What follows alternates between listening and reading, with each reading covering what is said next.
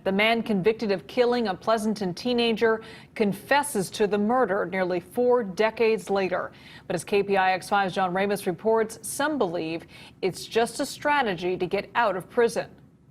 Hola a todos y bienvenidos a este canal donde hablo de casos reales. Mi nombre es Marta y antes de empezar os pido que os suscribáis y que activéis la campanita para que YouTube os avise cada vez que suba contenido. Y si lo que cuento os parece interesante, dejadme un bonito like porque no sabéis lo mucho que me estaríais apoyando con este gesto.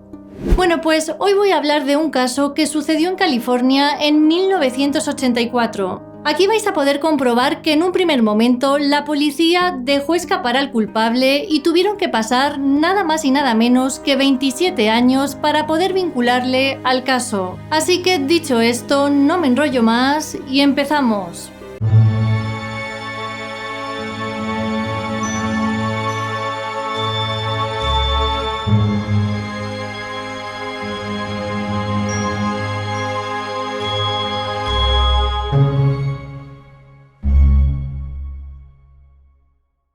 Tina Felth era una adolescente de 14 años que en 1984 vivía en Pleasanton, California, con su madre Shirley y su hermano menor Drew. Tina no solo era una hermana mayor, era otra figura materna que siempre cuidaba del pequeño cuando su madre tenía que trabajar hasta tarde.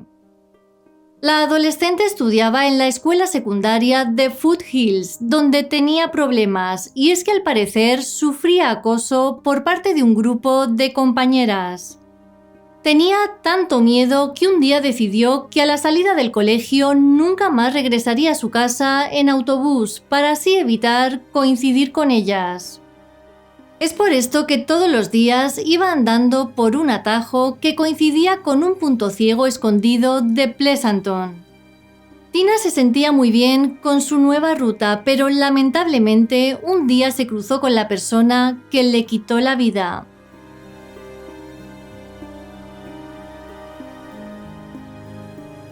El 5 de abril de 1984, y según varios testigos, Tina salió de la escuela y se fue a su casa por su camino habitual.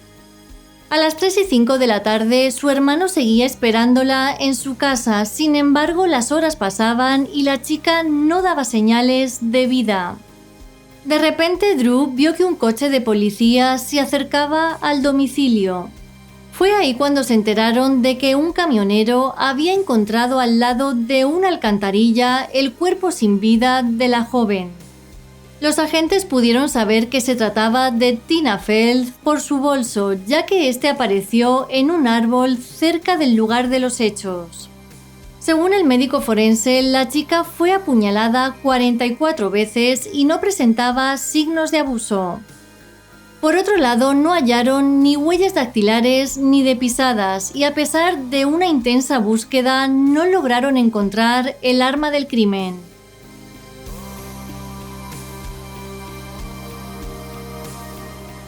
El 6 de abril, es decir, al día siguiente, la policía fue hasta Foothills para entrevistar a los compañeros de clase de Tina.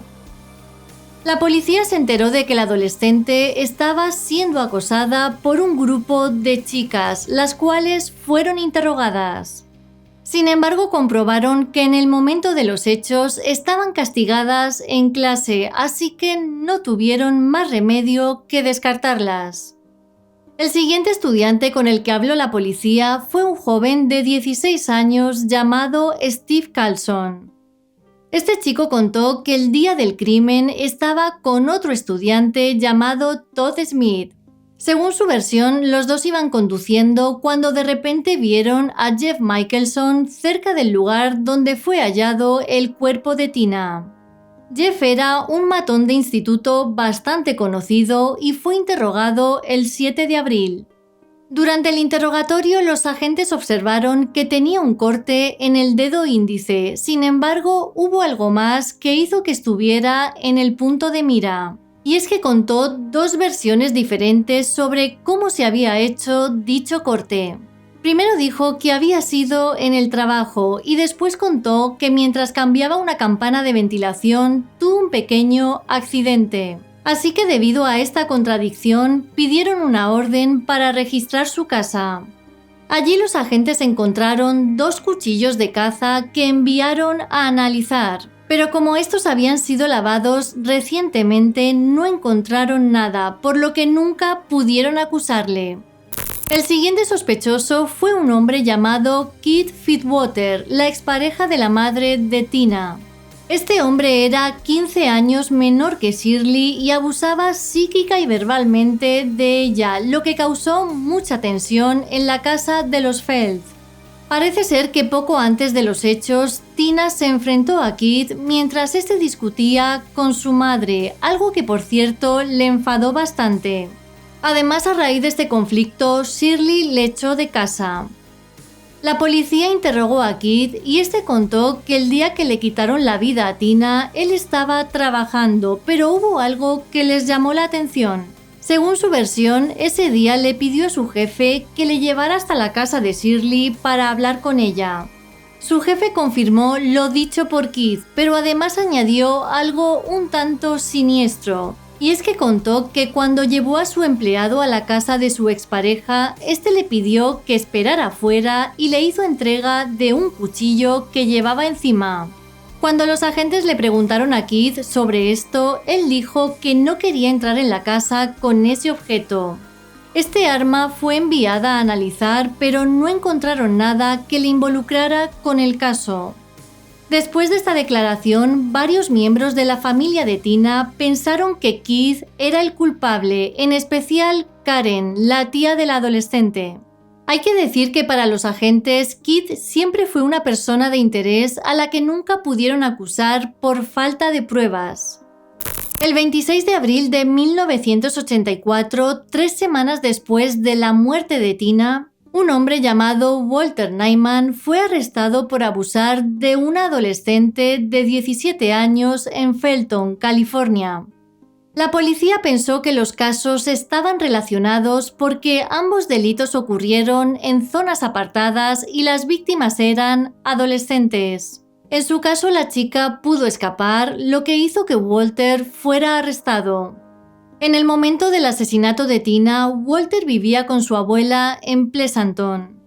Según declaró la mujer a la policía, el 5 de abril de 1984, Walter apareció en su casa bastante nervioso y a los pocos días dijo que no tenía más remedio que abandonar esa zona. Tras esta declaración, los agentes obtuvieron una orden para registrar la casa de Walter. Allí encontraron 2 cuchillos ensangrentados y ropa que también tenía sangre, pero después de un análisis exhaustivo descubrieron que esta pertenecía a un animal. Cada artículo fue analizado minuciosamente, por lo tanto, una vez más, la policía no tenía pruebas. Cuando todos los sospechosos fueron absueltos, el caso de Tina se estancó durante años, lo que supuso para Shirley un auténtico calvario que acabó afectándola a nivel psicológico y físico.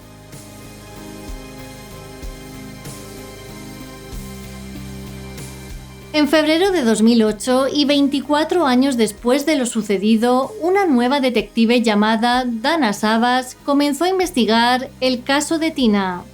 La detective repasó las fotos de la escena del crimen, leyó 20.000 páginas de notas y además descubrió que en los 80 había 3 asesinos en serie en la zona.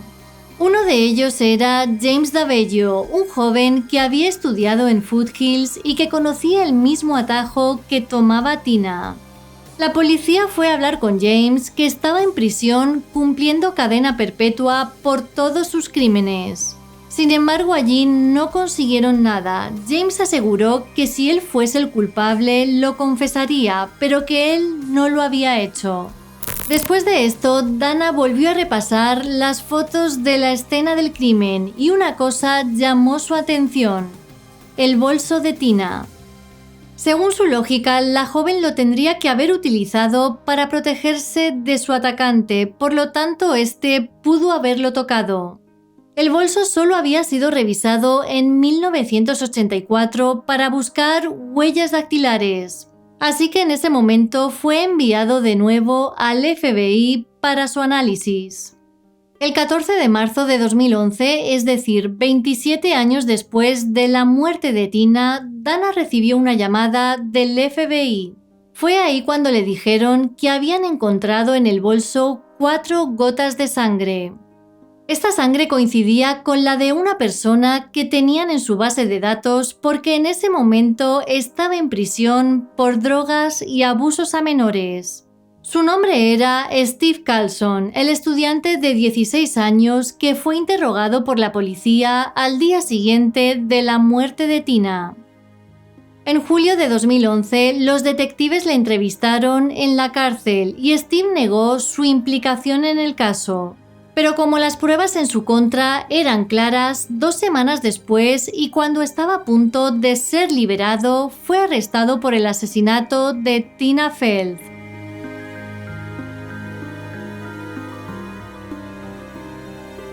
El juicio se celebró en 2014 y Steve Carlson fue declarado culpable de asesinato en primer grado y sentenciado a 26 años de prisión. No obstante, en 2017 su cargo fue cambiado a asesinato en segundo grado por el Tribunal de Apelaciones del Primer Distrito en San Francisco, donde además le quitaron 10 años de su sentencia original. Durante todo ese tiempo, Steve dijo que era inocente, hasta que en 2020 confesó sus actos por medio de 3 cartas escritas a mano, las cuales hizo públicas un medio local. La primera misiva era una declaración dirigida a los comisionados estatales de libertad condicional. La segunda era para los seres queridos de Tina y la tercera iba dirigida a la propia víctima. En los documentos, los cuales pueden ser interpretados como una forma de arrepentimiento, que es un elemento para obtener la libertad condicional en California, mencionó detalles sobre el asesinato, pero también resaltó los abusos que él padeció en su casa, los cuales contribuyeron a que llevara una vida de adicción y crimen. En las cartas, Steve describió que tuvo una infancia dura por los abusos físicos que sufrió por parte de su padre desde pequeño, algo que le llevó a probar ciertas sustancias ilegales con tan solo 13 años. También contó que ese 5 de abril de 1984 él residía en una calle que estaba al lado de la escena del crimen. Según escribió, horas antes de quitarle la vida a Tina, hizo una fiesta en su casa que fue todo un fracaso porque nadie asistió. Después de ese intento de fiesta, fue a la escuela y allí alguien le arrojó a un contenedor de basura mientras otros estudiantes se reían de él. Todo esto provocó que se sintiera humillado, así que tras estos hechos regresó a su casa donde se puso a beber alcohol. De repente miró por la ventana y vio a Tina caminando por el campo que estaba al otro lado de la calle. Recuerdo que fui a la cocina, tomé un cuchillo de carnicero y crucé la calle hacia el campo en el barranco, que es donde en ese momento estaba Tina Felth. No recuerdo el hecho en sí, solo recuerdo estar parado sobre su cuerpo sosteniendo el cuchillo ensangrentado. Después del ataque, Steve contó que había arrojado el arma al campo, pero esta nunca fue hallada por las autoridades. También escribió que durante su regreso a casa se encontró con Todd Smith, quien le invitó a pasear en su coche por el vecindario. Este hecho le sirvió de coartada cuando habló con los agentes e incluso se atrevió a acusar a Jeff Michelson, el compañero que posteriormente fue investigado. En estas cartas también contó que vivió en la negación durante muchos años. Según él, no podía creer ni asumir la responsabilidad de haberle quitado la vida a la adolescente de 14 años. A pesar de las confesiones, los detalles y la certidumbre de cómo sucedieron las cosas, el tiempo ha pasado y la familia de Tina no ha encontrado paz. La fiscal adjunta de distrito del condado de Alameda, que procesó el caso, se mostró escéptica respecto a la confesión de Steve y dijo que en su humilde opinión parecía demasiado poco y demasiado tarde. Lamentablemente, Shirley, la madre de Tina, falleció de un ataque al corazón el 13 de febrero de 2014, poco antes de que comenzara el juicio. Durante una entrevista a los medios, Drew Feld, el hermano menor de la víctima, resumió en una frase el sentir de los seres queridos de Tina. Es bueno saber que lo está admitiendo, es 100% él. Esta parte me hace sentir mejor para obtener la confirmación, pero no resuelve nada.